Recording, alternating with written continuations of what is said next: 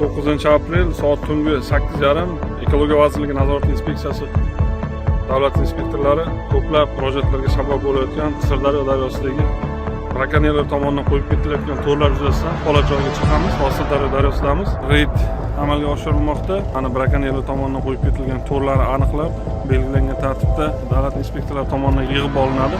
Daryo oqimi bo'ylab nazorat tadbirlari davom ettiriladi va shu tartibda brakonyerlar tomonidan qo'yib ketilgan to'rlar belgilangan tartibda yig'ib olinadi va holat yuzasidan monitoring va reyd ishlari amalga oshiriladi.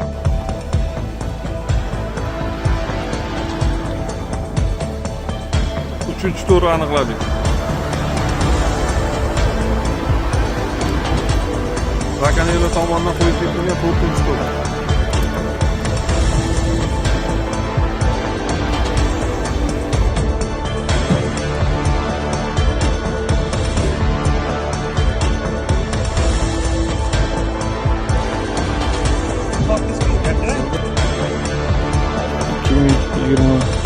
Yil 20-aprel soat tungi 2 Ekologiya vazirligi nazorat inspeksiyasi xodimlari hamda Sirdaryo viloyati nazorat inspeksiyasi davlat inspektorlari tomonidan Sirdaryo daryosida noqonuniy ov qurollaridan, ya'ni elektr ruchkadan foydalangan holda noqonuniy ov qurollari bilan birgalikda 2 dona huquqbuzar aniqlangan, ya'ni ovchilar belgilangan tartibda tushuntirish xatlari olinib, holat joyida davlatnoma rasmiylashtirilgan hamda ularga tegishli bo'lgan 1 dona qayiq, 2 dona o'sha quvvatlash manbai akkumulyatorlar va elektr qarmoq hamda uning jihozlari va motorning baki huquqbuzarlardan olib qo'yilgan elektr qarmoq yordamida tutilgan 21 dona baliq.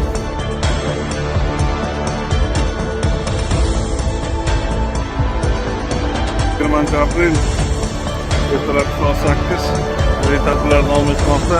Sirdaryo daryosida